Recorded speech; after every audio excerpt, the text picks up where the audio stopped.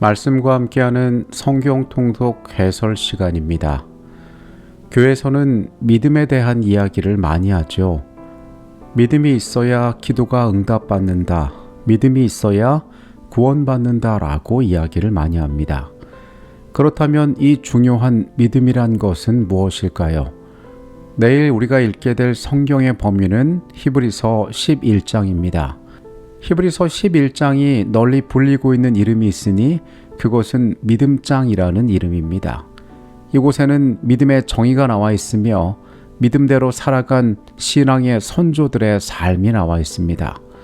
우리가 자주 말하는 믿음이란 것이 어떠한 것인지 우리는 히브리서 11장의 말씀에서 배울 수가 있는 것입니다. 히브리서 11장의 말씀을 살펴보도록 하겠습니다. 믿음은 바라는 것들의 실상이요 보이지 않는 것들의 증거니 선진들이 이로써 증거를 얻었느니라. 믿음으로 모든 세계가 하나님의 말씀으로 지어진 줄을 우리가 아나니 보이는 것은 나타난 것으로 말미암아 된 것이 아니니라. 11장의 시작은 가장 유명한 믿음에 대한 정의로 시작합니다. 믿음은 바라는 것들의 실상이요 보이지 않는 것들의 증거라. 이 실상이란 말은 헬라어로 하이포스타시스란 단어가 사용되었는데 소망하고 바라지만 아직 보지 못한 것들을 이미 소유한 것과 같이 확신하는 능력을 말합니다. 내가 원하는 것들이 아직 주어지지 않았지만 이미 받았다고 확신하는 것입니다. 여기 나오는 증거라는 단어는 헬라어 에레그초스란 단어가 쓰였습니다. 이 눈에 보이지 않지만은 영적 실체, 우리가 성경에서 보는 하나님, 그분의 다시 오심, 영원한 생명 등을 명확하게 확신하는 내적 증명을 나타내는 단어입니다. 믿음은 우리가 소망하지만 아직 이르지 않은 것이 이미 내 안에 있다라고 확신하는 능력을 나타낸다는 것입니다.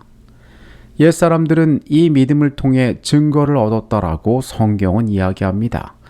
믿음으로 우리는 온 세상이 하나님의 말씀으로 지어진 것을 알며 보이는 것은 나타난 것으로 말미암아 된 것이 아님을 깨닫는다고 또한 성경은 말하고 있습니다. 여기에 대단히 중요한 믿음의 요소들이 나타나 있는데 지금 신앙을 하고 있는 우리 역시 이 세상이 하나님께로서 말미암아 지어졌으며 이 말씀이 하나님의 말씀으로 우리를 새롭게 하고 구원한다는 사실을 믿음으로 받아들이고 살아가고 있기 때문에 그렇습니다. 히브리서는 11장에서 구약 성경의 역사 가운데 믿음을 통해 하나님을 기쁘시게 하고 승리했던 사례들을 열거하고 있습니다. 먼저 아담의 아들 아벨의 이야기가 나옵니다. 그는 하나님의 원하시는 바른 예배를 하나님 앞에 드려서 의로운 자라는 증거를 얻은 자였습니다. 하나님과 동행하였던 에녹의 생애가 나옵니다. 그는 하나님을 기쁘시게 하는 믿음을 통해 죽음을 보지 않고 옮겨졌습니다.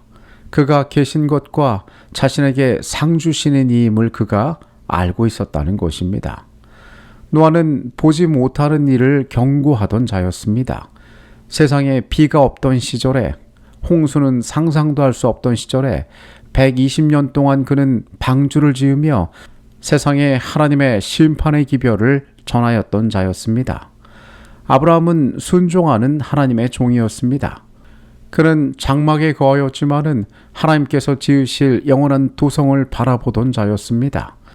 현실에서는 가능성을 찾아볼 수 없었지만은 하나님이 그와 약속하신 그 약속의 성취를 끝까지 믿었던 것입니다. 아브라함의 아내 사라 역시 나이가 많아 단산하였지만 약속하신 이가 그를 잉태하게 하실 것을 믿었습니다. 전능하고 신실하신 하나님의 약속을 믿었던 것입니다. 여러 족장들의 이야기를 언급합니다. 이삭과 야곱과 요셉은 죽을 때가 되어서도 약속의 후손과 부활을 믿고 그들의 후손들에게 축복하고 유언하였습니다. 출애굽의 지도자 모세의 이야기가 나옵니다. 그는 바로의 공주의 아들이라 칭함받기를 거절하고 그리스도를 위하여 받는 수모를 애굽의 재물보다 더 큰 것으로 여긴 자였습니다.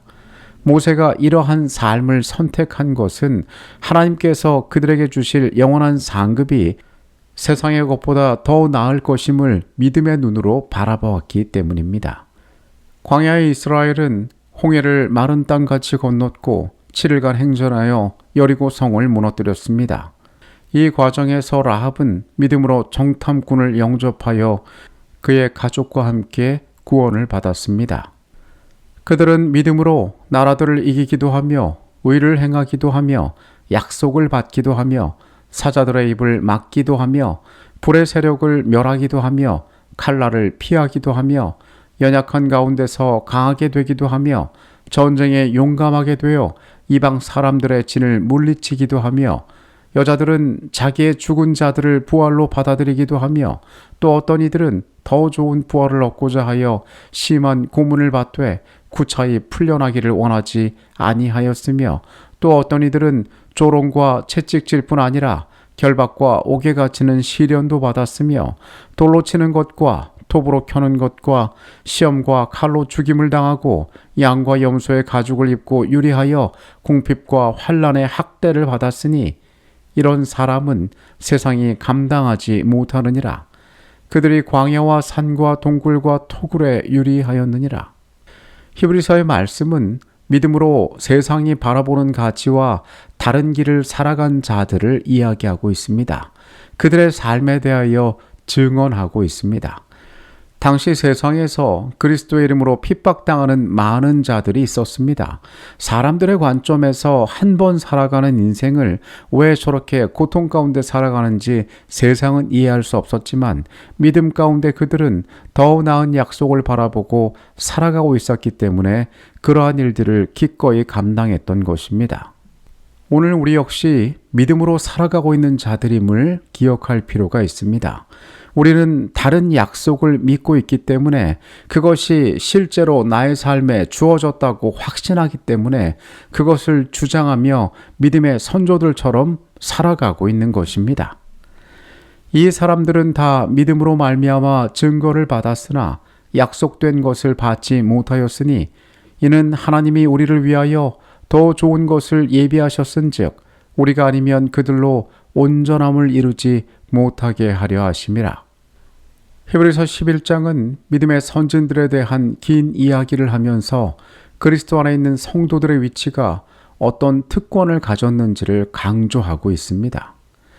이 믿음의 영웅들은 믿음으로 말미암아 증거를 받았지만 약속된 것, 즉 그 구원의 완성을 받지는 못하였습니다.